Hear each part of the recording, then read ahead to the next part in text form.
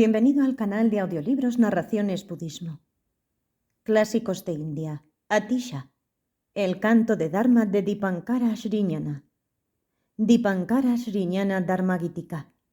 Traducido por Upasaka Losang Gyatso.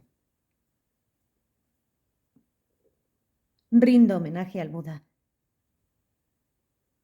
Si conoces a la falsa discriminación, Vikalpa, el peligroso ladrón, como constituyendo un verdadero peligro, entonces guarda de él al gran tesoro de la moralidad, Sila, y manténla a salvo.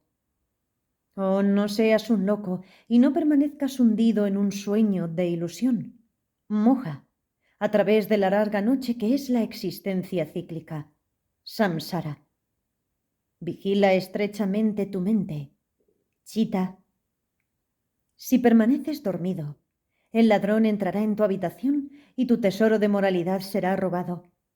Sin la riqueza de la moralidad no habrá absorción, samadhi, y sin absorción meditativa no habrá amanecer. Por tanto, salva tu absorción meditativa. No te imagines ni por un momento que la riqueza de la moralidad es una riqueza ordinaria. Entonces emergerá el conocimiento absoluto, Tatvajnana, lo mismo que el sol naciente. Y así, ello supondrá el amanecer y el fin de la noche de la existencia cíclica.